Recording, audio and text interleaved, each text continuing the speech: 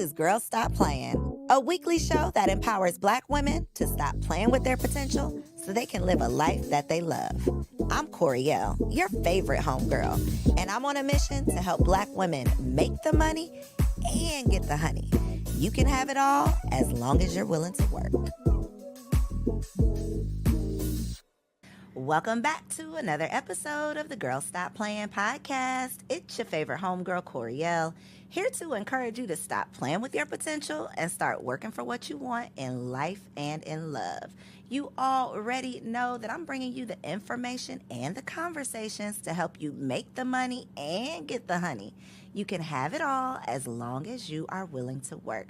And today, I got my main girl in the building. Hey, girl. The aunties are representing on Girls Stop Playin. We're here. Hey, Carmen. I feel so just excited and humbled to be on this side of the couch. Well, I'm excited to talk to you. Yes. I'm excited to be on this side of the mic. Okay. Pressure's on you. Because if y'all ever watch Dear Auntie, then y'all already know that Carmen loved to put me on the spots. Love it. Catch me off guard. And so it's my turn. So for the people who are not familiar, introduce yourself. Okay, so I'm Carmen Aziz, founder and CEO of the Black Girl Social Club. I am a dog mom, which I know you love. I am a wife. Not dog mom before wife. Carmen. I mean, hey, Howard University graduate. I'm a lot of things. You're but those all are the top things. Those are the top things. Yes. Yeah. So let's start with our big announcement. Okay. Go ahead and make it.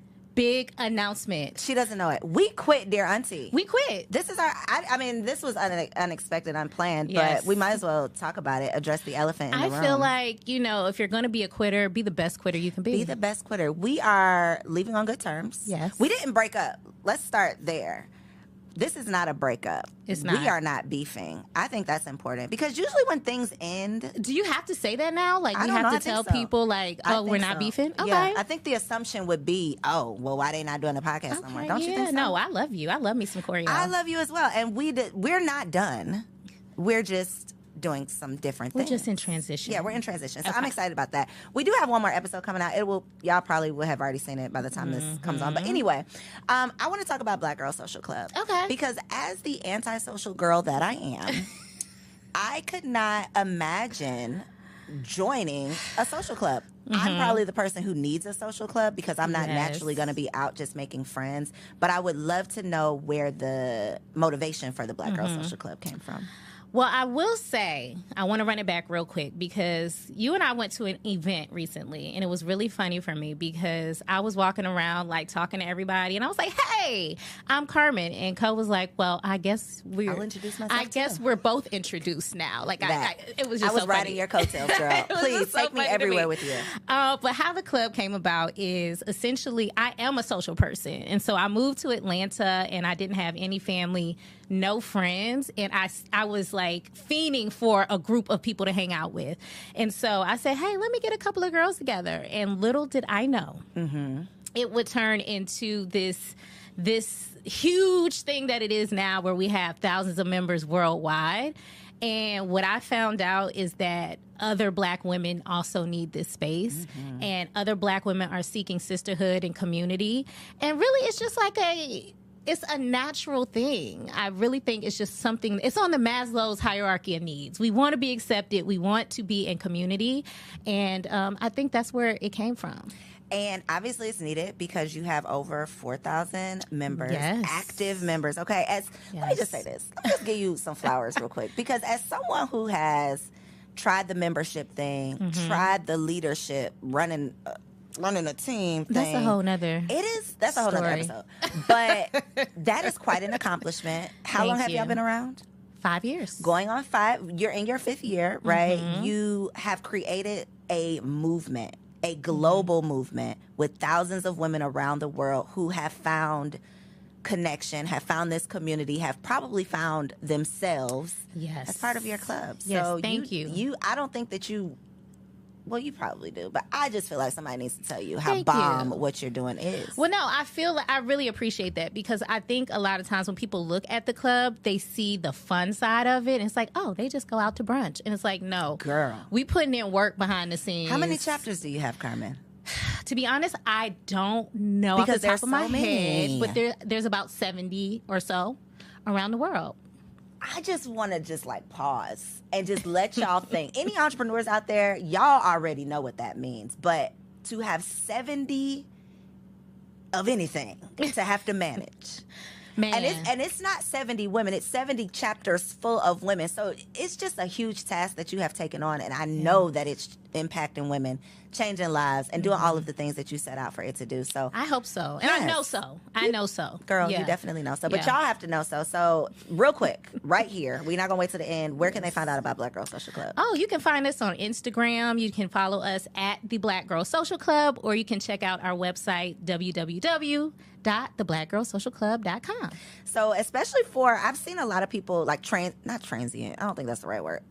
What's it called when you move to a new place? Yeah, like you're a transplant. Transplant. That's it. That's what I was trying to say. So a lot of, people who move to new cities that, like you did, that don't have a community. Back in the day, you could go to like meetup.com and join a meetup group, but you don't want to be with the riffraff now. Carmen has curated a group of phenomenal women. There's a whole process to even be a part.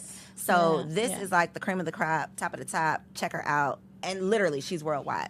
But for people who struggle in the friend category, y'all also recently launched the Friendly Black Girls podcast. Another resource that I personally need because your girl be struggling, with the friendship category. But I love how honest you are about it. I mean, everybody's that's what I love about you, is that you are just so open and honest about that, which I don't feel a lot of people are. And I feel like it warms my heart, but it also kind of breaks my heart because you're such a good person and you're such a likable person. And I feel like you should have a trillion billion friends. Girl, I got a trillion million trust issues, but I'm working on it. Me and my therapist are working on the attachment style thing, so getting it together. But those are some of the conversations that you're having on the podcast, which is what, from the outside looking in, I appreciate, because friendship is just as difficult as a relationship. I mean, it is a relationship, and it's just as difficult as a romantic relationship. But we often just assume, oh, you found a friend and y'all are just friends. And then maybe something happens and y'all aren't friends anymore. But there's a lot that can go on in between that. So what are some of the issues or challenges that you are discussing on the Friendly Black Girls podcast? So we get into a lot of stuff. One of the topics that we most recently talked about was jealousy in friendships. So we covered jealousy, friendship breakups, how to deal with a friend who's navigating mental health challenges. We're going to be talking about how to navigate friendships with new moms and new wives. And so all of these things that really impact our relationships with our friends. And like you said, I don't feel like people talk about it enough. All of us have friends, but I don't feel like that's at the forefront of the conversations we're having within the culture. Not at all. And I actually had Sybil, who hosts the Great Girlfriends podcast, and we were talking about just how the emphasis is always put on a man, right? Like you want a man because you don't want to die alone. That is, R.I.P. Kevin Samuels. That was his whole thing. But what they don't tell you is women outlive their husbands. Women outlive their husbands. Yeah. And research also shows that the quality of your friendships is what is going to impact the quality of your life most, not the quality of your marriage. And the reason, and part of our conversation was, usually your friendships are like good. That's the good part. Like you don't have the issues with you shouldn't have the issues with your friends that sometimes you have, with the stresses that you have to deal with your man. It should be 90% light with your friends. And so we definitely have to make sure we are emphasizing the importance of friendships. That's correct. But for people who are millennials like us, might be in a new city, might be in transition, what are some tips or pointers for finding new friends? Ooh, well, first of all, I got to say, look for a chapter near you with the Black Girl Social Club. But also, Facebook is a good resource. They have all kinds of little fun groups. I just joined a group about homesteaders, like Black women. Me too. Yeah, like that are gardening and stuff like that. Stuff I never. You gonna try to live off the grid, Carmen? I might. Are you an off grid girl? Because the way capitalism got its foot on our necks. Carmen, are you an off-grid girl? I am. First of all, I grew up in Virginia. Okay. I've worked on a farm before. Okay. Carmen, I love that kind of thing. I'm multifaceted. Okay. But I say all that to say, I feel like the internet is a great place to find your people, find your tribe. And then going to events, you have to get out. You have to meet people in person. I know we love living our lives behind the screen, but one of the things that I love about the Black Girl Social Club and what's a part of our mission is that face-to-face interaction. Get from behind the screen and meet people in person. You got to. What do you say to them in person? So back to the event we went to. Okay. That is me at events. I am there, but you're going to have to come talk to me. Because, girl, Carmen sits down at the table and says, so, what do you do? And I'm just like, well, yeah, what do you do? You know, I was wondering also. Yeah. No. For people like me, though, Carmen, who walk into the room and they're just like, okay, yeah, I'm here. I'm in the room. Getting in the room is half the battle.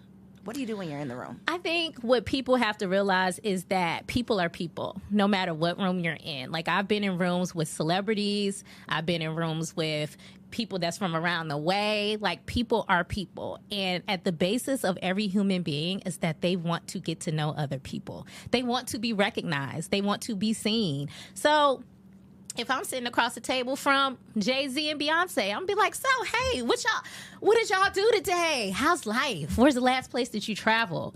It's just finding that human connection. You don't have to walk up to people and say something fancy. You don't have to pretend to be some fancy person that you're not. And even if you are a fancy person, don't bring that to the forefront of your conversation. I think if you show up as yourself, that's your best bet. And the person that I've always been is somebody who is outgoing, somebody who's talkative, and somebody who is curious about other people. So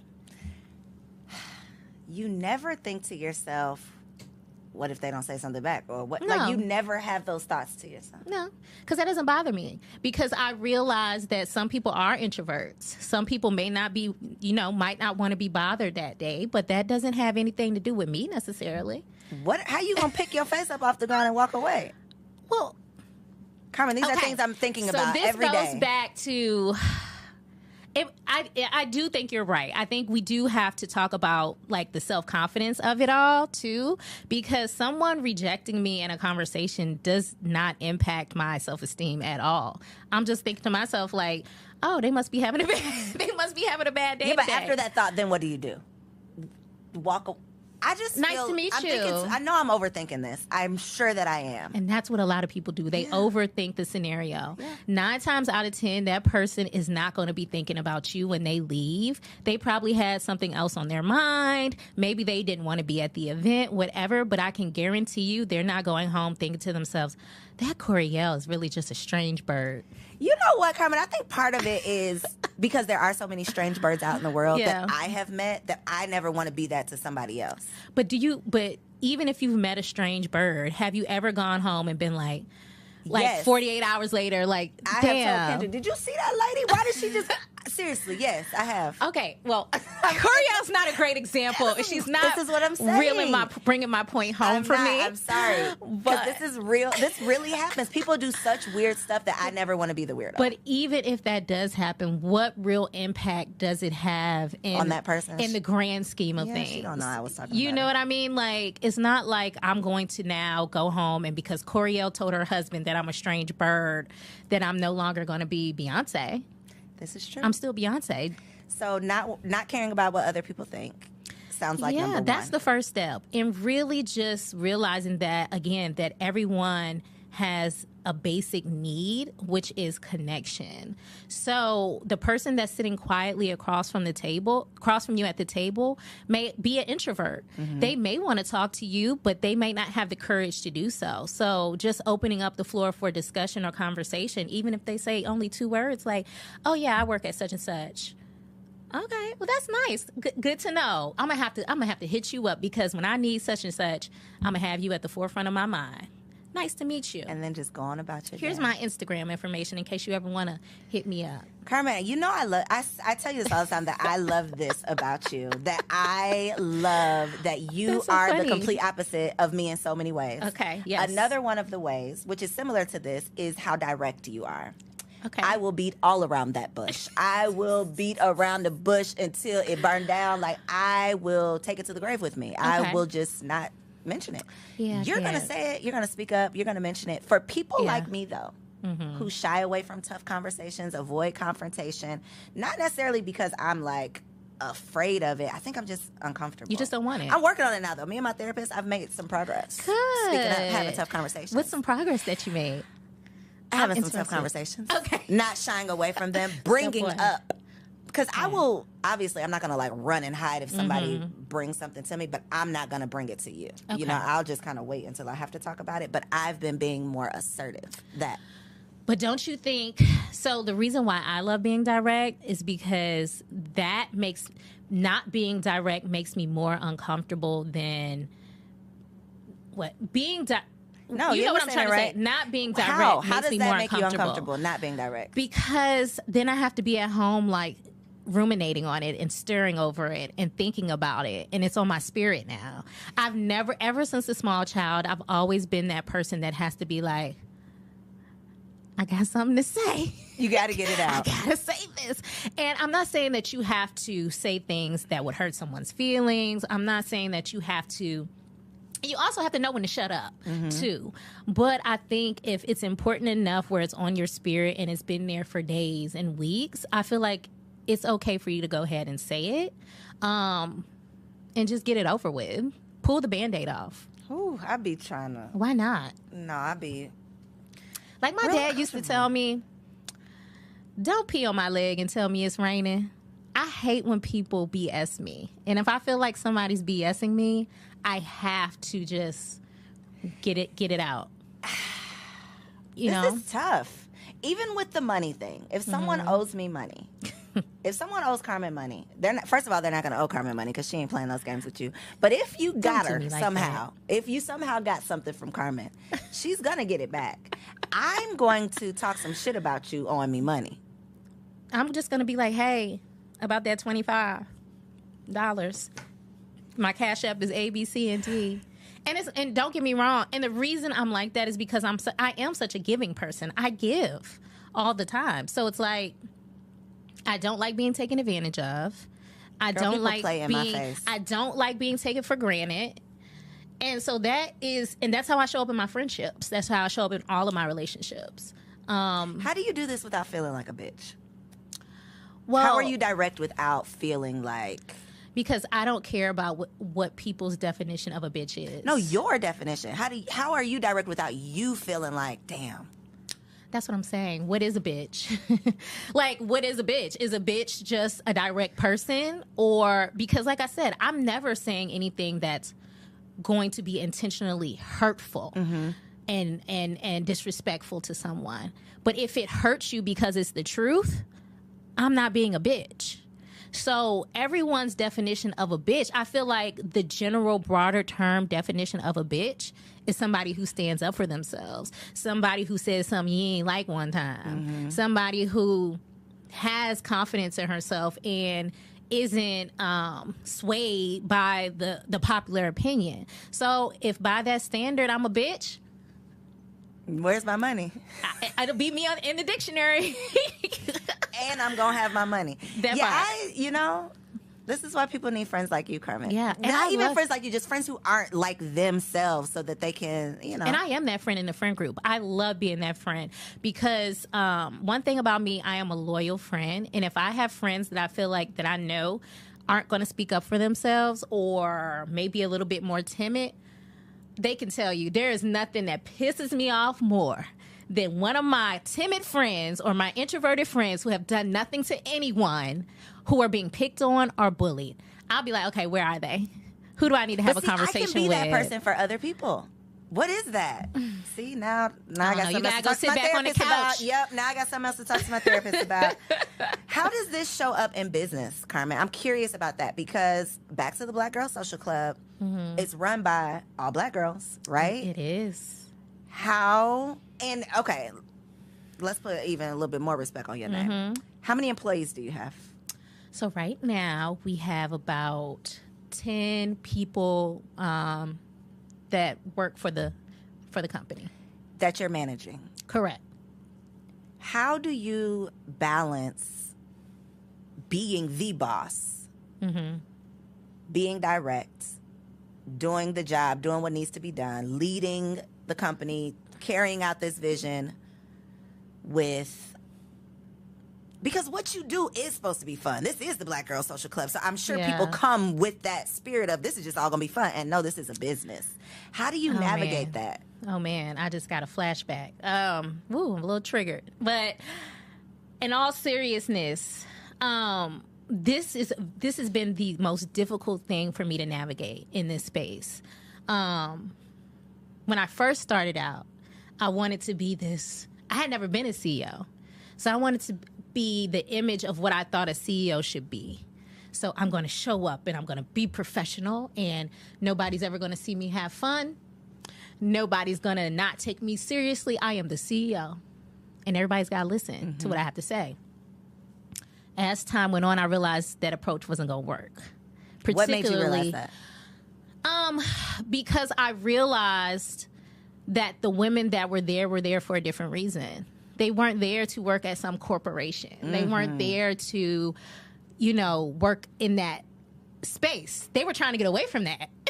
And you were trying to turn this into that. You're trying to lead this organization like a corporation. I thought this how it needed to be run, right? Because I felt like as a Black woman, people wouldn't take me seriously if I wasn't doing all business all the time. So I had to change my approach, and I realized that I needed to get more into myself, who I actually was as a person. I had to care about people. I had to be curious about my staff. I had to look at things from the human side of things. How are you feeling today? Do you need time off? Do you need mental wellness days? So now my team works Monday through Thursday. Fridays are mental health days for our team. A lot of them don't take it. I guess they just love it there. But, Fridays are the days off for us. So I'm saying all that to say I really had to change my approach. But it still is very difficult for me because working with all Black women, as fun as that sounds, and as much as I love Black women, it is a very unique group of people. So you are navigating all kinds of emotions and all kinds of, if I'm being real, trauma, all kinds PTSD. Of, things that you wouldn't normally have to navigate in a setting that's outside of the Black Girl Social Club. So I'm finding myself oftentimes trying to figure out how to be the boss, how to set boundaries, but also have empathy and show kindness and to be aware of the things going on even in the world. So when you're working at a mostly Black organization, right, or an all Black organization, really, you have to be cognizant of what's going on in politics. You have to be cognizant of what's going on in the world when it comes to things like Palestine and women's rights. These are all things you have to take time to consider when it comes to the people that you're leading. So do you ever find yourself in a tough spot, or is it the same like how you are personally, where it's like, well, if you think I'm a bitch, that's on you? Is it the same mentality with business? Because you have close relationships with some of your staff, right? Yes. I don't know how y'all consider it, but you're friendly. I don't know if you're friends, but you're friendly with a lot of the people you work with. So how do you, because somebody out there and somebody in here, it's me. It's you. Then business about took me out, okay? Trying to run a team about took me out. And you can have a successful business as a solopreneur. Yes.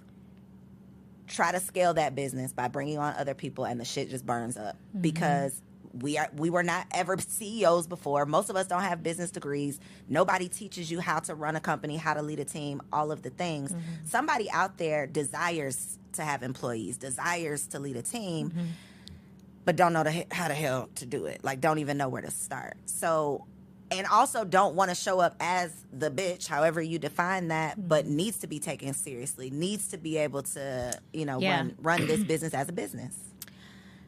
The thing I had to do was I had to have serious conversations with a lot of my team. Like, listen, I love y'all. I do. I promise I do. But if I don't have this done by Friday at 9 a.m., we're going to be having a different conversation. And it's not personal. It's not. I told them all the time. I tell my team this all the time. This is not personal. We are doing business from 9 to 5. How do they take that? Because if you have to say that all the time, it makes me feel like they think it's personal. Sometimes they do. Sometimes they take things personally. But what you have to know as a leader is that you're doing what you have to do for your vision, for the company, and for the people that don't even know that you're doing it for them. Sometimes the people that are upset with you don't even realize that what you're doing is for the betterment of themselves. And so I have to really, it's hard to navigate that. But I will say I have a couple of team members who have been with me for a very long time. So they like it there. You know, they like how I show up, and I love how they show up. And so we have an understanding. But do I worry about how people perceive me? Sometimes, but it's not at the forefront of my mind, because what I know about leadership is leaders have to have foresight. They have to be able to see everything from all the angles. When people are working for you, they don't often see everything from all the angles. They don't know what your taxes look like. They don't know what your budget looks like. They don't know what the strategy actually is going to be for the next 5 years, because they don't have access to all the data and they don't have all the context. So as a leader, you have to make people feel comfortable following your lead by saying, listen, I have the information. Some of the information you don't have. Please trust me as I make this hard decision that you probably ain't gonna like. And I think that once they do start getting the information, things can get tricky then too. Yeah. Because part of it, and we've had this conversation about Black women not always wanting Black women to thrive. Why you gotta say it with your teeth clenched? Because I didn't want to say it. You know I love y'all. But I think this is a us thing. It's like, I want to support y'all online. I'll follow you on social media. I like all y'all posts. I'll even join your organization, but I really don't want you to make money off of me. I really don't want you to be... Cole, why you open up that floodgate? I'm just saying. I'm not even just talking about you. I'm talking about period. No, because it's real. people want you to win until you winning. It's very real. How do you navigate that part? I went through the ringer for a few years.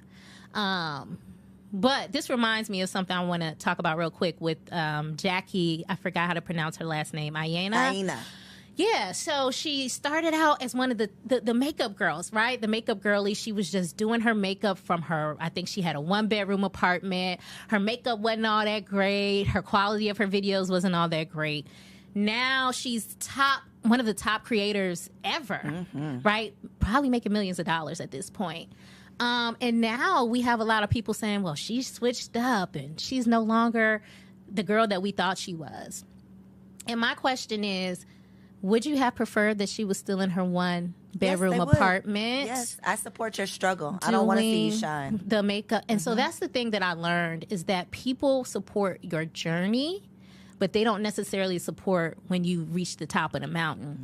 Now, don't get me wrong. We could not succeed today if we didn't have more supporters than haters.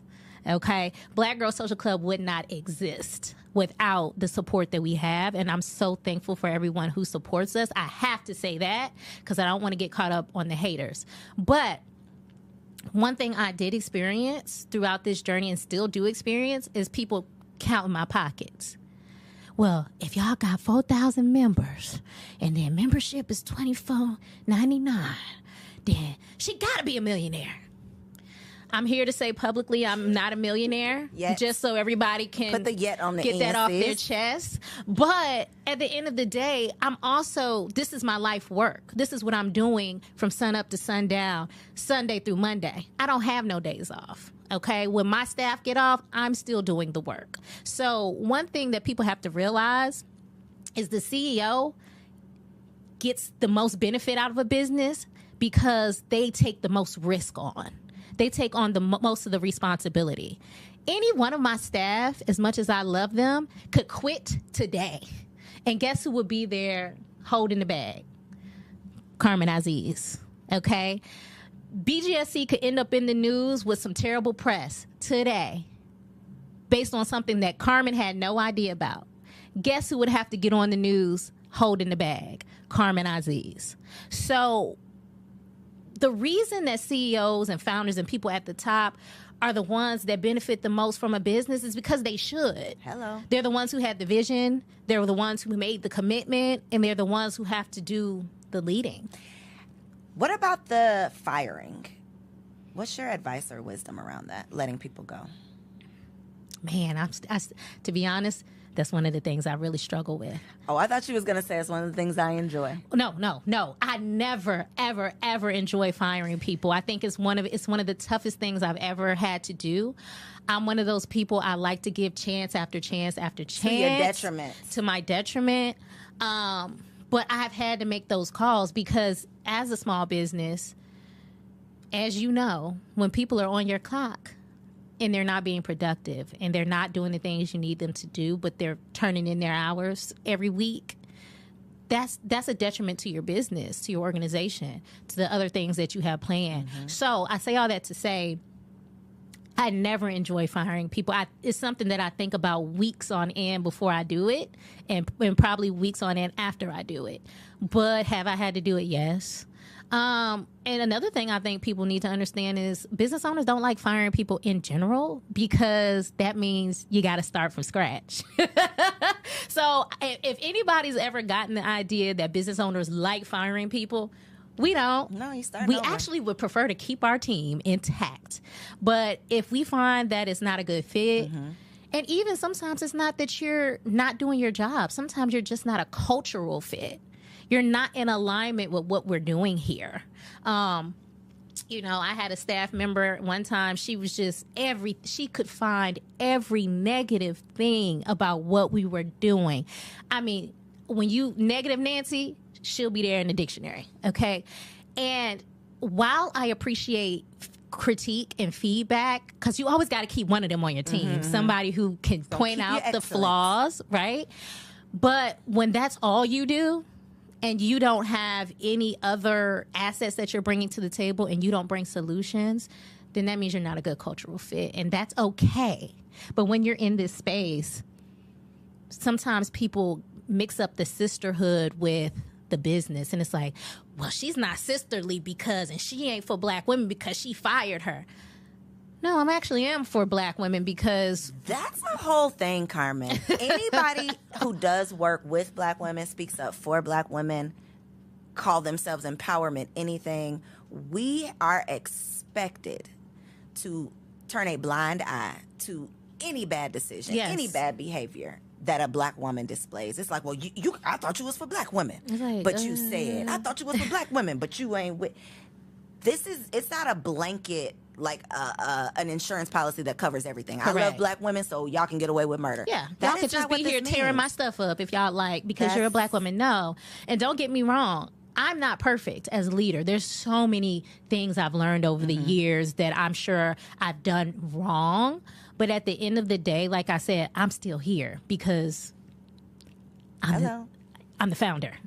And the organization is still here, still around. You have staff that has been here with you for the long haul. So again, this is not a commercial for the Black Girl Social Club. If I could get the nerve, I would definitely be a part of the Black Girl Social Club. Huge announcement right here on this Girl Stop Playing podcast. Coriel, you now have a free membership to the Black Girl Social Club. Carmen, I can't join us here in Atlanta. Listen, real story. Let me tell you. Say you can't Let me tell you why. I went to work out. I found a workout class. Okay, I went last night. I made it till I was walking out the door, and someone stopped me and was like, "Hey, I love your content." And I said, "Oh, I can never come back." What did you do? I want to go places where people don't know me. Oh, got you. I feel like this is such a gift and a curse because I want to just be a normal, regular person. Understood. Even, girl, I joined a Facebook group for podcasters, and people in the group are like, "Oh my God, I can't believe you're in the group." I don't know everything about podcasts. Like, I want to learn stuff too. I want to be just a part of the group, but no, I'm always sticking out like a sore thumb. That's a real thing. It's a real thing. That's a real thing. It's even in friendship circles. Okay, I have two things to say. One, I told somebody I was looking for like new friends, and they was like, "But you have the Black Girl Social Club," and I'm like, "That's my business, guys." Just like you said, you guys don't understand. Like, I can't like go to the Black Girl Social Club and find friends because they know me there. Like, I have to be who I am there, right? So I want to be in a space where, like you said, regular. I feel comfortable being myself. And then the second thing I wanted to say was, even in our own friendship circles, sometimes it's still hard to be that person, like showing up as Coriel or showing up as Carmen. where people are kind of like, so how's business? What y'all be doing that over there? And blah, blah. And it's like, I just came to drink a mimosa, sis. Girl, I have one friend that literally last time we went out, I'm like, I was so looking forward to this because she is like my safe space. Like, I don't have to look like nothing. I don't have to try to be nothing. I can just, this is a pre-Instagram friend, right? I could just be me. But I think even what you said about Jackie, how people will say, oh, well, she changed. Sometimes it's not even that you changed. Sometimes it's the way people have treat you has changed. So now I can't even be who I was before because you have this expectation. So of now you feel pressured to be Coriel. Yeah, it's like it's just it's a whole circle that is just, I don't know. It's pretty hard for everybody. Yeah. So I think and this just goes back to the importance of having that safe space, that tribe. That's why friendship is so important to me. Well, we can be friends, Carmen. I know. We are friends. Okay. We go hang out and do things. And you came to my house and had a shot. I asked Carmen, hey, Carmen, when can we go for drinks? This was in like February. And she was like, oh, I think March 19th. Girl, this was like the first week of February. And she told me March 19th. Don't to me like that. But no, all of my friends are having to bear with me in this moment because I'm doing so much. Yeah, you're finishing your degree. And I graduate in May, praise God. Yes, and all the things. So, but if I pencil you in on my calendar, just know it means something. That means I do want to hang out with you. Okay. I have a friend that I'm penciled in with this Saturday. Well, pencil me in for another day because that was like a work meeting. I want to talk about getting married later in life. Okay. Even though you're not that late in life. How old were you when you got married? I'm pushing 40. 35? I am 36, so I was 35. 35. Okay, me too. I got married at 35 too. Hopefully that gives y'all a little bit of hope because the way that the internet tells it, like by the time you turn 30, every egg is gone. You all dried up. And the men want nothing to do with you, which was not the case for either of us. No. How did you meet your husband? I met my husband at work. So I met him Was he your work husband? First? He was not my work husband. Yeah, I met him pre Black Girl Social Club. Okay. So yeah, like he was just an attractive guy. We saw each other, we connected, and it kind of went from there. I mean, so yeah, I hear people say that they meet their husband, at work, and I never understand how that actually worked until it happened to me. Until it happened to you. Yeah. Were y'all close co-workers, or y'all would just like kind of see each other in passing? No, we would see each other in passing. Okay. We would have to work together every now and again on certain projects, but it wasn't like he wasn't in the office next to me or anything. So advice for a woman who is starting to lose hope, starting to lose faith in love. She's creeping up on 30, maybe even 35, and she's being hit by all the statistics. Her fate is just, whew. Well, since you know me off camera, you know that my advice is not about to be like, I know. Yep. Okay, just so we're clear. My advice would be to decenter men from your life. And the advice that I'm going to give, or the reason why I'm saying that, is because I feel like we're in a society where women, that is what our life revolves around. It's like, I gotta get married, I gotta have these kids, and if I don't do that, then I'm less than, and I'm not a good person, and oh my God, who's gonna ever love me? Sis, you got so many other things that you could be doing with your time. You were not put on earth to be just a wife, and not saying just, but to be a wife or a mom. That is not your life purpose. And what about women who literally cannot have children? And what about women who don't want to be married, right? So there's all kinds of women all over the world. So I have to say that first. All women are not the same.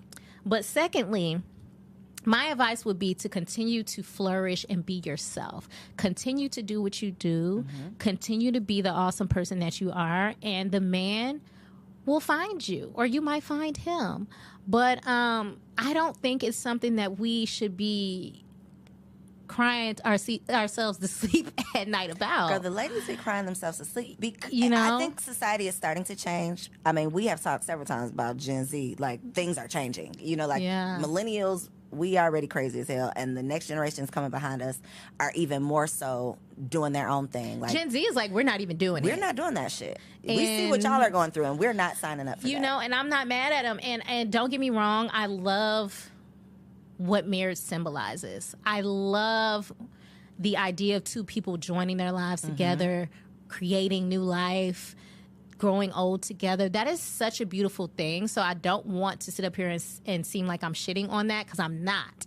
But what I am saying is I think that there's so many ways to live life. And if that doesn't align with how you want your life to be, or if it simply has not happened for you yet, that doesn't make you less than, and it doesn't make your life any less fruitful.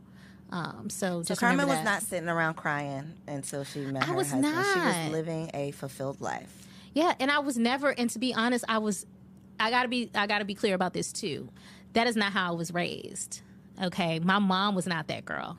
She's like, take it or leave it, baby. I am who I am. She never was that girl that was sitting around crying about a man. And I, in turn, was not. So I was not planning my wedding in my head. I wasn't planning what my life was going to look like. I was living my life as I went. And it just so happened that a man picked me out of the crowd. Was like, oh, I like that one. I like that one. And I was like, oh, I like that one too. And the rest is history. Yeah. I'm sad this is over. I'm trying to think of more questions. Let me ask you. So when's your next outing? Don't do that. When's your next social outing? I don't know, because I can never go back to that gym again. My husband's like, so you really, one person saw you and you ain't going to go? No, I'm not going back. So if anybody, I want to find all offline. Like, I wanted a therapist that was not, I mean, seriously, I want a therapist that's not on Instagram. I don't want anybody who knows me from Instagram. Because I had that issue too. I had a therapist, and once she found out what I did, it's weird. She would open the conversations like, so at Black Girl Social Club, like what? And I'm like, I'm literally cringing. Here to talk to you about the stress that I'm under at the Black Girl Social Club. I don't want to talk about the fun stuff right now. I want to talk about my mental health. It's a lot. The internet has created such craziness in real life, but we're navigating it. Mm-hmm. You're helping people create connections offline. Yes. So I'm going to have you tell the people one last time in this camera where they can find you personally to keep up with all of your fabulousness, and also how they can find out more about the Black Girl Social Club. Okay, so you can find me at carmen.nicole.aziz. That's A-Z-I-Z. So that's my personal page. And you can find us at the Black Girl Social Club on Instagram and online. Our website is www.theblackgirlsocialclub.com. Check us out. We are opening again for membership sometime in June. So come party with us. Come party. I got a free membership. I don't know if I'm going to use it, but I will let y'all know if I can get up. Because you're not going to be there.